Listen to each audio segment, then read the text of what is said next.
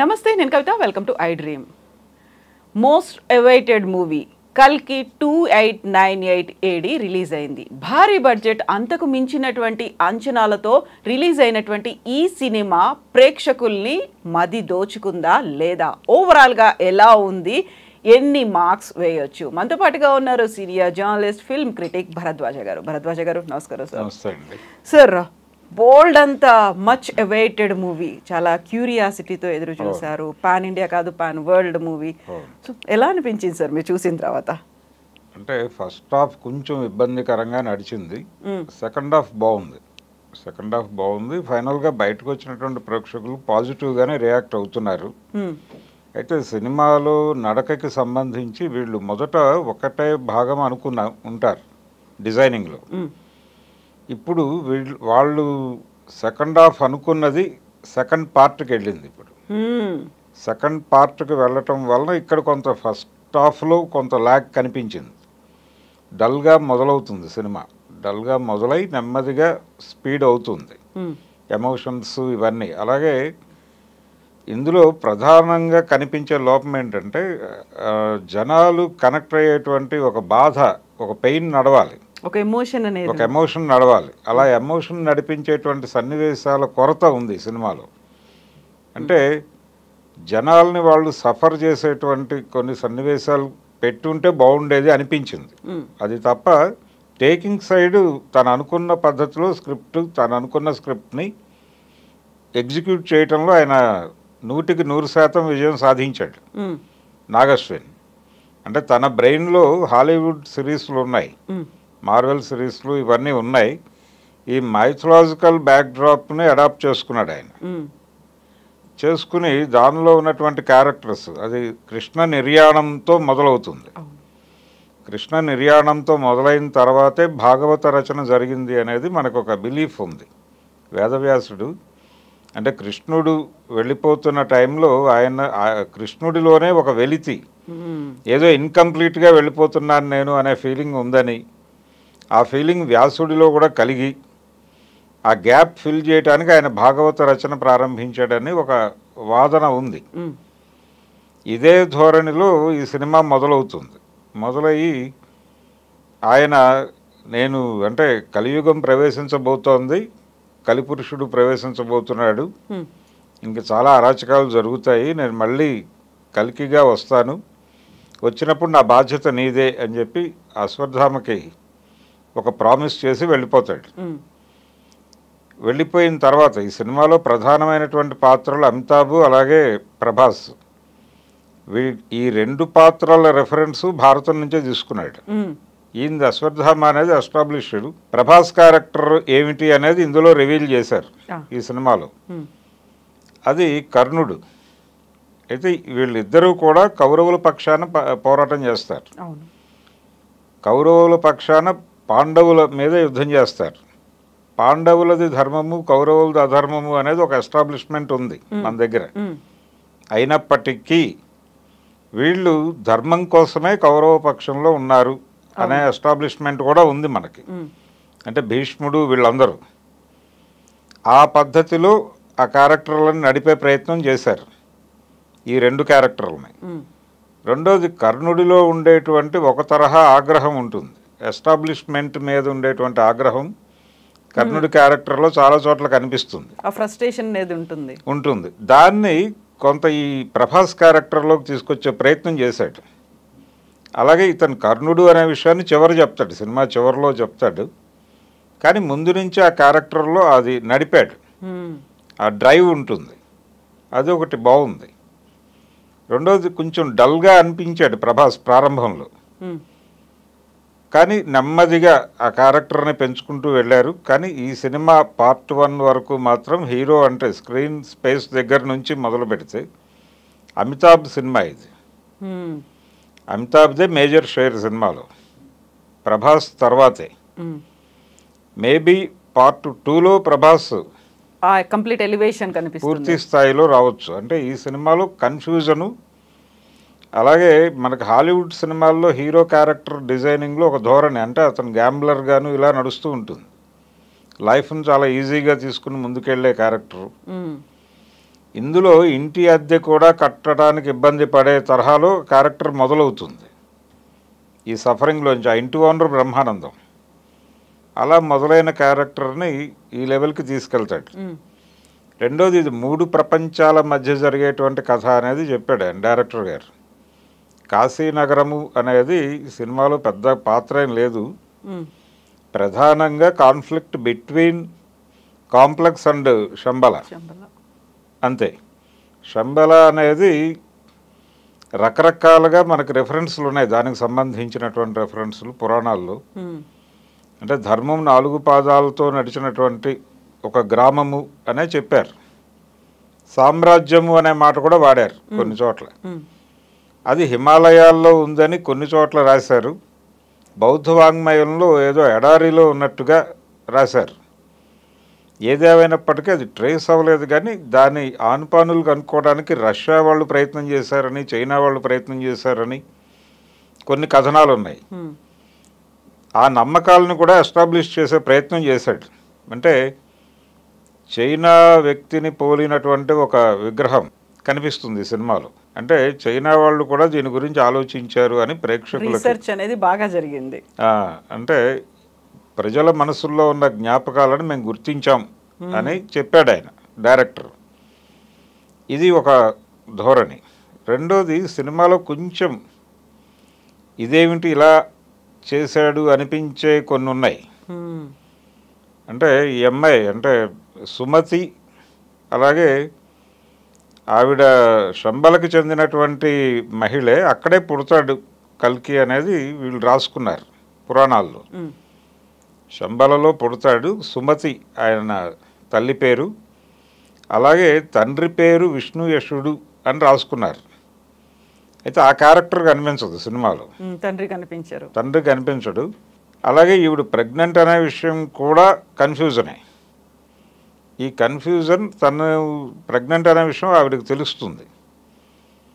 తెలిసిన తర్వాత అంటే దీన్ని కొంత బైబిల్ అడాప్షన్ లాగా అనిపించింది. అంటే పరిశుద్ధాత్మతో ఆవిడ గర్భం పొందారు అనేది మరియా క్యారెక్టర్ మీద ఒక కథనం ఉంది, మనకి తెలిసిన కథే. రెండోది, భాగవతానికి బైబిల్కి చాలా పోలికలు ఉంటాయి. అంటే కృష్ణుడి జన్మ వృత్తాంతము, క్రీస్తు జన్మ వృత్తాంతము దాదాపు ఒకేలా కనిపిస్తుంది. ఇక్కడ కంసుడు ఉంటాడు, అక్కడ హేరోజు రాజు ఉంటాడు. వీళ్ళిద్దరూ కూడా తన మృత్యువు ఒక పిల్లవాడి రూపంలో పుట్టబోతోందని ఇద్దరికీ తెలుస్తుంది. ఈ సినిమాలో కమల్ హాసన్ క్యారెక్టర్కి కూడా తెలుస్తుంది. కలిపురుషుడికి కూడా దాదాపుగా ఇదే డిజైన్లో ఉంటుంది ఆ క్యారెక్టర్ కూడా. అతను ఈ ప్రెగ్నెంట్ లేడీస్ అందరినీ తీసుకెళ్ళి అక్కడ పెట్టి టెస్టులు చేస్తూ ఉంటాడు, వాళ్ళకి ల్యాబ్ పెట్టి. తనకి ఎవరి ద్వారా మరణం సంభవించే అవకాశం ఉంది అనేది తెలుసుకోవడం కోసం ఆ ప్రయత్నం చేస్తూ ఉంటాడు ఆయన. అక్కడి నుంచి అమ్మాయి మిస్ అవుతుంది. ఈ మిస్ అయిన అమ్మాయిని తిరిగి పట్టుకొచ్చే కాంట్రాక్ట్ ఒప్పుకుంటాడు ఇతను, ప్రభాస్. అట్లా ఇది పాజిటివా నెగిటివా ఈ క్యారెక్టర్ అనే కన్ఫ్యూజన్ మధ్యలో అశ్వత్థామ గుర్తిస్తాడు ఇతన్ని. ఇతను కర్ణుడు అనే విషయాన్ని ఆయన గుర్తిస్తాడు. ఆ గుర్తించడం దగ్గర సినిమా ఆగుతుంది ఫస్ట్ పార్ట్. అక్కడి నుంచి మిగిలిన కథ పార్ట్ 2లో చూడండి అంటాడు. ఈ ప్రయాణంలో శంబలలో ఒక మహిళా నాయకురాలు ఉంటుంది. అంటే అప్పట్లో మాతృస్వామ్యం ఉంది అన్న టోన్లో నడుపుతాడు ఆ క్యారెక్టర్ని. శోభన చేశారు. ఆ క్యారెక్టర్ పేరు మరియా అన్నాడు ఈయన. అదొక చిన్న కన్ఫ్యూజన్. ఏ మరియా అని, అంటే హిందూ మైథాలజీలో ఆ పేరు ఉందా అనేది ఒక డౌట్.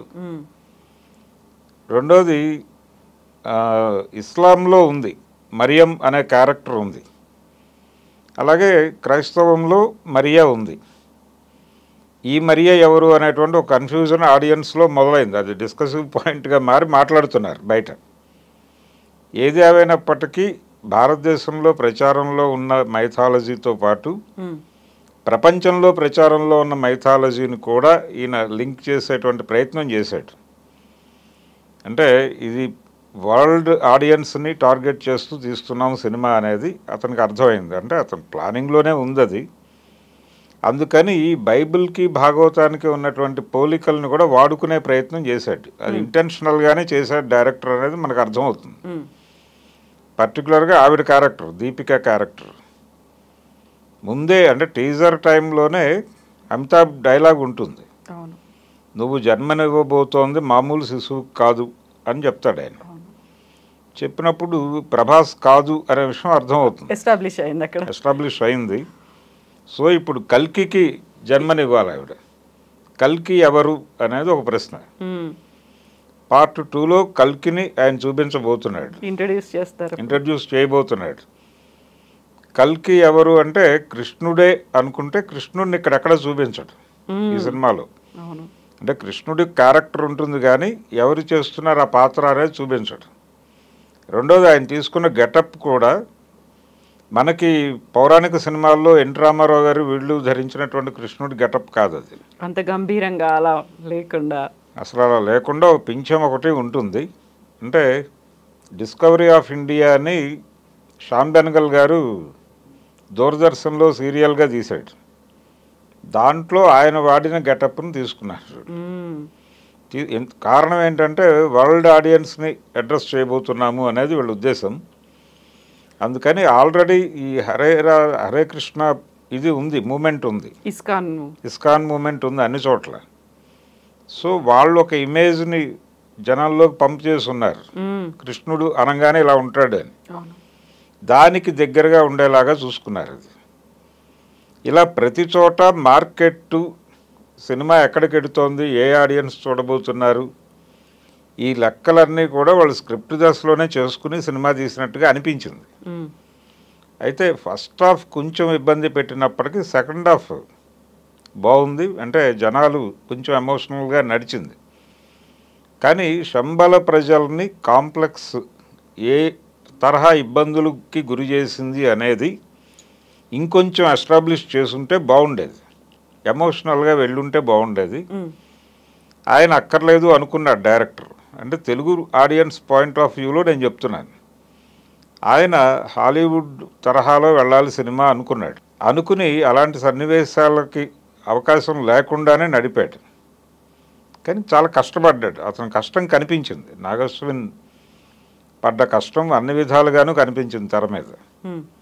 స్క్రిప్ట్ స్టేజ్ నుంచి అతను ఎలా డిజైన్ చేసుకున్నాడు అనేది తెర మీద కనిపించింది. అలాగే ఖర్చు కూడా కనిపించింది. 600 కోట్లు పెట్టి తీశారు, ఆ రిచ్నెస్ కనిపించింది తెర మీద. అమితాబ్ క్యారెక్టర్ అలాగే వాళ్ళు చాలామంది అంటే వాళ్ళ బ్యానర్లో నటించినటువంటి చాలామంది సినిమాలో కనిపించారు. దుల్కర్ సల్మాన్ కనిపించాడు, మృణాల్ కనిపించింది, తర్వాత మాళవికా నాయర్, వీళ్ళందరూ ఒక్కొక్క సన్నివేశంలో అలా మెరిసి వెళ్ళిపోయారు. అందరూ ఉన్నారు. ఇలా మొత్తం మీద తెలుగు ప్రేక్షకులకి ఒక అనుభూతి అయితే కలిగించాడు. కొన్ని సర్ప్రైజింగ్ ఎలిమెంట్స్ కూడా ఉన్నాయి. కొంతమంది డైరెక్టర్లు కూడా కనిపించారు సినిమాలో. వర్మ గారు కనిపించాడు, రాజమౌళి గారు కనిపించాడు. సినిమాని జనరంజకంగా నడపటం కోసం చాలా కష్టపడ్డాడు ఆయన. ఆడియన్స్ కూడా ఇది కొంచెం ఏదో వేరే లోకంలోకి వెళ్ళొచ్చిన అనుభూతి అయితే కలిగింది. అంటే థియేట్రికల్ ఎక్స్పీరియన్స్ కలిగించాలి అనేది వీళ్ళ మోటో. ఇలాంటి కథలు ఎంపిక చేసుకోవడానికి కారణం అది. జనాలు థియేటర్లకు రావడం లేదు, వాళ్ళని రప్పించాలంటే సినిమాలో ఏదో ఉండాలి. ఆ ఎలిమెంట్ ఏంటి అది ఇప్పుడు సెర్చ్. ఇప్పుడు కన్నప్ప కూడా అందుకో వాళ్ళు అటెంప్ట్ చేస్తోంది. ఈ పురాణాలన్నింటినీ వీళ్ళు ఎక్స్ప్లోర్ చేయడానికి కారణం ఇదే. థియేట్రికల్ ఎక్స్పీరియన్స్ ఇస్తే తప్ప ఆడియన్స్ థియేటర్కి రారు అనేది. ఇది బాగానే ఉంది, డిజైన్ బాగానే ఉంది, కానీ ఇంకొంచెం ఎమోషనల్గా వెళ్ళాల్సినటువంటి అవసరం ఉంది. దాన్ని కూడా దృష్టిలో పెట్టుకోవాలి. అది పురాణాల్లో ఉంది, ఇది వీళ్ళు కొత్తగా కల్పించక్కర్లేదు. అక్కడ సన్నివేశాలు ఉన్నాయి. దాన్ని ఈయన కొంచెం పట్టించుకుని ఉంటే బాగుండేది. అదొక్కటి తప్ప మిగిలిన సినిమా అంతా ఓవరాల్గా సినిమా బాగానే ఉంది. సో ఇప్పుడు వరల్డ్ ఆడియన్స్ని దృష్టిలో పెట్టుకుని తీసినటువంటి సినిమాలో టార్గెట్ ఆడియన్స్ అనేవాళ్ళు కూడా ఉన్నారు. అన్ని డిఫరెంట్ జానర్స్, అందులో పిల్లలకి కనెక్ట్ అవ్వాలి, పెద్దలకి కనెక్ట్ అవ్వాలి. కనెక్ట్ అయింది అనేది మనకి ఆ సినిమాకి వచ్చినటువంటి ఓపెనింగ్స్ అర్థమైపోయింది. అంటే అడ్వాన్స్ బుకింగ్ ఓపెన్ అయిన మరుక్షణం సర్వర్లు ఇబ్బంది పడే లెవెల్లో జనాలు టిక్కెట్ల వేటలోకి వెళ్ళిపోయారు. కారణం ఇది పిల్లలకి ట్రైలర్ దగ్గర నుంచి కనెక్ట్ అయింది సినిమా. అందుకని ఫ్యామిలీ ఆడియన్స్ కనెక్ట్ అయ్యారు. రెండోది ధరల పెంపు అనే దాని వలన టికెట్ల రేట్లు పెంచుకోవచ్చు. టికెట్ల రేట్లు పెంచటం వలన కొంత ఆగారు, కానీ ఇది వాళ్ళకి రన్లో వస్తుంది, రన్నింగ్ కలెక్షన్స్ వస్తాయి. ఇది 1 వీక్ అయిపోయిన తర్వాత ఆ జనాలు వస్తారు. సో రన్ గ్యారంటీ ఈ సినిమాకి. పిల్లలు చూడాలనుకుంటున్నారు, ఫ్యామిలీ ఆడియన్స్ సినిమాకి వస్తారు. ఇబ్బందికరంగా లేదు సినిమా అనేది ఒక పాజిటివ్ టాక్ అయితే నడుస్తోంది. ఎక్స్పెక్టేషన్స్ ఉన్నాయి. ఆ డైరెక్టర్ మీద ఒక పాజిటివ్ ఒపీనియన్ ఉంది జనాలకు, మహానటి నుంచి. ఇన్ని కలిసి రావడం వలన ఈ సినిమాకి కలెక్షన్స్ పరంగా ఏ రకమైన ఇబ్బంది లేదు. వాళ్ళు టార్గెట్ కలెక్షన్స్ రీచ్ అవుతారు. అలాగే బాహుబలి బీట్ చేయాలనేది వీళ్ళ ప్రోగ్రామ్. అది బీట్ అయ్యే ఛాన్స్ అయితే కనిపిస్తోంది ఈరోజు వరకు. ఇప్పటికే అది సలార్ని క్రాస్ చేసింది. డెఫినెట్గా బాహుబలి పార్ట్ 2 కలెక్షన్స్ని కూడా బ్రేక్ చేసే ఛాన్స్ అయితే ఉంది. సో ఎండ్ కార్డ్లో కూడా కల్కి సినిమాటిక్ యూనివర్స్ కంటిన్యూస్ అన్నప్పుడు ఇంకా సెకండ్ పార్టే కాదు, ఇంకా బోల్డ్ ఉన్నాయని ఎక్స్పెక్ట్ చేయొచ్చు అంటారా? సిరీసే అంటే కంటిన్యూగా ప్రతి క్యారెక్టర్ని తీసుకుని అశ్వత్థామ క్యారెక్టర్ మీద నడిచింది. ఇందులో ప్రభాస్ పెద్దగా లేడు అనేది కదా ఇప్పుడు వినిపిస్తున్నటువంటి మాట. ఆయన నెక్స్ట్ దానిలో ప్రభాస్ మీద ఫోకస్ చేసి ఆ తర్వాత కల్కి క్యారెక్టర్ మీద ఫోకస్ చేయొచ్చు. ఇలా కంటిన్యూ చేసుకుంటూ వెళ్ళొచ్చు, దాన్ని ఛాన్స్ ఉంది. ఆ తర్వాత అర్జునుడిని పట్టుకురావచ్చు. అంటే గాంధీవం చూపిస్తాడు ఈ సినిమాలో. అంటే కర్ణుడి ధనస్సు చూపిస్తాడు, అర్జునుడి ధనస్సు కూడా చూపిస్తాడు. అంటే అప్పటి వరకు అలా పడున్నటువంటి ధనస్సుని ముట్టుకోగానే పవర్ వస్తుంది, దానిలో నుంచి ముట్టుకోలేకపోతారు. దాన్ని బట్టి ఒక డైలాగ్ పెట్టాడు అక్కడ. అంటే దీనికి శక్తి వస్తోందంటే దైవం మేలుకుంది అనుకుంటున్నాను నేను అంటాడు. ఒక కేంద్రం అనేది ఒకటి ఉంది దానికి. ఉంది, ఒక ప్రాతిపదిక ఉంది. అందుకని అర్జునుడి క్యారెక్టర్తో ఇంకొక పార్ట్ కూడా తీయొచ్చు, ఎలాగైనా చేయొచ్చు. అది చేయటానికి అవకాశం ఉంది. రెండోది, భారతీయ పురాణాల్లో ఏ క్యారెక్టర్ కూడా ఒక చోట మూసిపోసినట్టు దొరకదు. ఒక క్యారెక్టర్ గురించి తెలుసుకోవాలంటే మొత్తం చదవాలి. మొత్తం చదివితే తప్ప ఆ క్యారెక్టర్ అర్థం కాదు. అట్లా డిజైన్ చేశారు వాళ్ళు. అందుకని ఆ అవకాశాన్ని వాడుకోవటానికి ఎలాగూ మనకి చోటు ఉంది కాబట్టి ఆయన చొరవ తీసుకుని ఆ మాట పెట్టేశాడు, మేము సిరీస్కే వెళ్తున్నాము అని. చూడాలి అంటే ఇది సినిమా ఫీల్డ్ ఎలా ఉంటుందంటే సక్సెస్ వస్తే అలా కంటిన్యూ అవుతారు, లేకపోతే పట్టించుకోరు. చాలా సినిమాలకు పార్ట్ 2 అనౌన్స్ చేసి ఆగిపోయిన ఉన్నాయి కదా, స్కంద లాంటివి. స్కంద పార్ట్ 1 అన్నాడు, పార్ట్ 2 లేదు, దానికి ఆగిపోయింది. గతంలో రుద్రమదేవి కూడా ఇలాగే వచ్చింది. అవును, చాలా సినిమాలు అలా పార్ట్ 1 అని వదిలేసిన సినిమాలు చాలా కనిపిస్తాయి మనకి.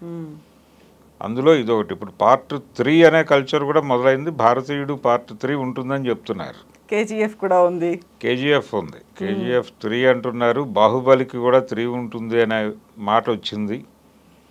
RRRకి 2 ఉంటుందనే మాట విజేంద్ర ప్రసాద్ గారు చెప్పారు. ఈ వరుస అంటే కొత్తగా భారతీయుడు 3 డెఫినెట్గా ఉంటుంది అనే మాట అయితే శంకర్, కమల్ హాసన్ ఇద్దరు రివీల్ చేశారు. ఈ ప్రకారం ఇది కూడా సిరీస్ కంటిన్యూ చేయవచ్చు. మధ్యలో చిన్న సినిమాలు కూడా చేస్తాడు అనుకుంటున్నాను ఆయన, నాగశ్వన్. చేస్తూ ఈ సిరీస్ కూడా కొనసాగిస్తాడు ఆ బ్యానర్లో. ఎందుకంటే రీసెర్చ్ అనేది చాలా ఎక్కువ చేస్తున్నారు కాబట్టి దానికి టైం పడుతుంది ఇంకా ఆ టైం గ్యాప్లో.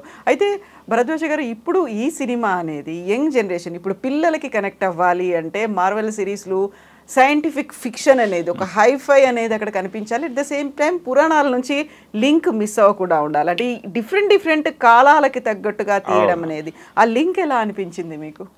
ఆ లింక్ చేయటం చాలా బాగా వర్కౌట్ చేశారు. ఆ వర్కౌట్ చేయటం వెనకాల ఆయన చాలామందిని వినియోగించుకున్నాడు కూడా. సంగీతం గారిని వీళ్ళందరినీ కూర్చోబెట్టడం స్క్రిప్ట్లో, అందుకోసమే ఈ డిజైనింగ్ కోసమే కూర్చోబెట్టాడు ఆయన. ఇంకా ఆయన చెప్పినవి పూర్తిగా తెర మీద కనిపించలేదు. కాశీకి సంబంధించిన సన్నివేశాలు ఏవీ లేవు సినిమాలో. ఊరికనే చూపించాడు ఆయన దూరం నుంచి ఒక షాట్ ఉంటుంది అంతే. ఇది పూర్తి స్థాయిలో శంబలకి అలాగే ధర్మానికి అధర్మానికి కాన్ఫ్లిక్ట్ అన్న ధోరణిలో నడిపాడు. కాంప్లెక్స్కి శంబలకి మధ్య యుద్ధంగా మార్చాడు దీన్ని. నిజానికి ఆయన చెప్పిన ప్రకారం చాలా దూరం ఉంది, ఇంకా ప్రయాణం ఉంది, చాలా ప్రయాణం ఉంది. ఏం చేస్తాడు ఎలా చేస్తాడు అనేది చూడాలి. సో ఇంతమంది, ఒకవైపు అమితాబ్ బచ్చన్ ఉన్నారు, మరొకవైపు కమల్ హాసన్ ఉన్నారు, ప్రభాస్, దుల్కర్ సల్మాన్, విజయ్ దేవరకొండ, ఇంకో దీపికా పడుకోన్, దిశా పటాని, శోభన, ఆల్మోస్ట్ కొంతమంది అంత చిన్న క్యారెక్టర్స్లో ఉన్నారా అని అనిపిస్తుంది, కొంతమంది చాలా కాలం తర్వాత మనం చూసామే అని అనిపిస్తుంది. ఇంతమంది పెద్ద స్టార్స్ని పెట్టుకోవడం అనేది కూడా. కమల్ హాసన్ స్క్రీన్ స్పేస్ చాలా తక్కువ ఈ పార్ట్లో. అంటే కలిపురుషుడిగా ఆయన్ని చూపించటం అంటే ఎలా చూపించాలి అనే దానిలో చాలా డిజైన్ చేశారు వాళ్ళు. ఆ కష్టం కనిపించింది తెర మీద.